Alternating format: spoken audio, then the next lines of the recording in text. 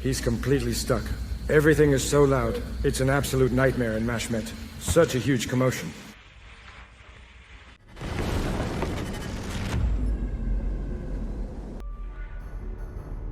Soldiers of the 2nd Battalion of the Ukrainian 37th Separate Marine Brigade captured 10 invaders during the clearing of the village of Ivanivka in the Dnipropetrovsk region. The defenders also posted a video with the captured Russian invaders. The Russian soldiers were discovered during search and strike operations in the village. After storming the enemy's hideout, 10 Russians surrendered, and 5 more were killed in a firefight. All the captured invaders served in the 228th Assault Regiment of the 91st Tank Division of the Russian Army. Ukrainian Marines noted that as of December 10th, the settlement was controlled by the Ukrainian Defense Forces. At the same time, the approaches to it and the surrounding area are being held under fire control. In late November, the soldiers of this brigade cleared Ivanivka of the invaders and captured 19 Russians who were fighting against Ukraine. Another 53 invaders were eliminated during the fighting. It is worth noting that the Russian army continues to try to break through the Ukrainian defenses in this area. On December 9th, the Commander-in-Chief of the Armed Forces of Ukraine, General Alexander Syrsky, said that the invaders in the Pokrovsk sector continue to increase the number of their forces, which already number over 155,000 people. This is about 20% of the total occupation army of the aggressor country involved in the fighting. Currently, it is about 710,000 personnel.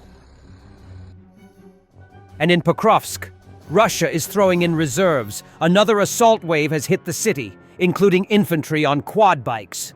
One well-aimed strike took out 10 occupiers and several vehicles. Ukrainian forces are still present inside the city limits. The battle for Pokrovsk is turning into a familiar pattern for Russian forces, echoing what happened in Avdiivka and Bakhmut. Once again, they are throwing large numbers of troops and armor into tightly defended Ukrainian lines, suffering heavy losses for only minor, incremental advances. The grinding pace, the costly assaults, and the constant need to replace depleted units all mirror earlier battles, showing that Russia is repeating the same tactics while facing the same punishing results. Preliminary information from inside Russia indicates a series of sudden disruptions that have shaken several regions. In Voronezh, residents reported a powerful explosion that was followed by widespread power and water outages. Local channels quickly circulated claims that a missile or drone strike had taken place, though officials offered no clear confirmation. Russian sources attempted to downplay the situation by stating that air defense units intercepted 17 incoming missiles. Yet the scale of the damage and the blackout raised doubts about how effective those defenses truly were. At the same time, the Belgorod region experienced its own wave of disturbances. Locals described an unexpected loss of electricity across parts of the city, with no explanation from authorities. Reports of explosions added to the confusion, suggesting that the impacts were not isolated, but part of a broader pattern of strikes or air defense activity. Across multiple central Russian regions, the alert system was activated, including missile danger warnings, signaling that the authorities believe additional threats are possible. As residents struggle to understand what exactly happened, the simultaneous outages, explosions, and emergency alerts point to a night of significant pressure on Russia's defenses and growing uncertainty far from the front lines. It seems the Russian air defense tried so hard to shoot something down that it hit an apartment building instead. Let's thank our young reporter on the scene. He's completely stuck. Everything is so loud. It's an absolute nightmare in Mashmet. Such a huge commotion. Basically, people's windows shattered. Everything was fucked.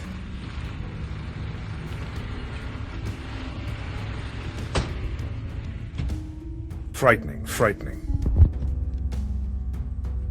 Well, how many cars have accumulated here?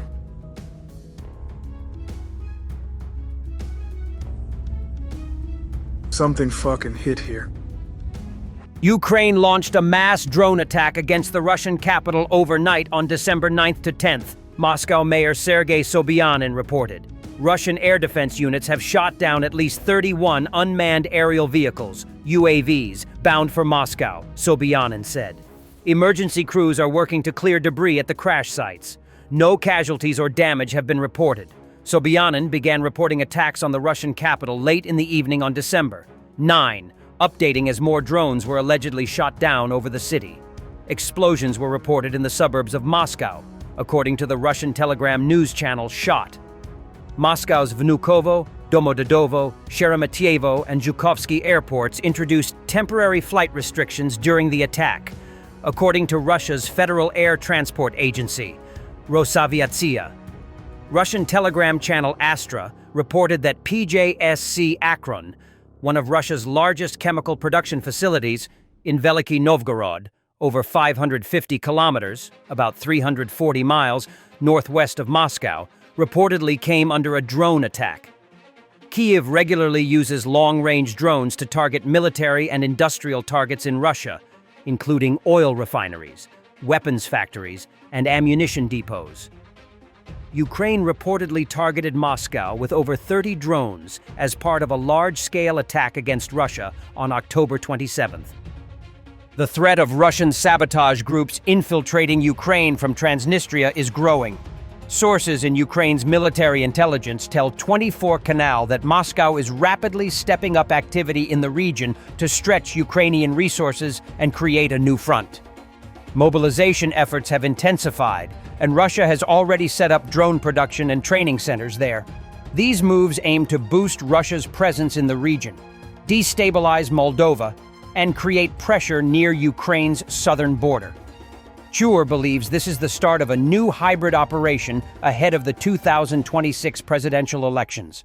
Moscow seeks to reintroduce free gas to Tiraspol, boost proxy support, and quietly expand its military footprint. President Volodymyr Zelensky hinted at a referendum for Ukrainians to decide whether to cede land to Russia to help end Russia's invasion. The comment came as the U.S. pressures Kyiv to concede the Donbas region as part of the peace settlement, a Kremlin war goal and a red line for Kyiv, as it is prohibited by the Ukrainian constitution. Zelensky, speaking to reporters on Thursday, said it is ultimately the Ukrainians' decision on the price for peace, hinting at possible elections or referendums. I believe the people of Ukraine will answer this question. Whether through elections or a referendum, the Ukrainian people must take a position, he said, according to RBC Ukraine. U.S. President Donald Trump claimed Wednesday that 82% of Ukrainians are demanding that a settlement be made, a statement contradicted by local surveys and Kyiv Post interviews, which show most reject peace tied to territorial concessions or limits on sovereignty. Zelensky also confirmed rumors that current proposals would force Ukraine to withdraw troops from its own territory, but not for the occupying Russian troops.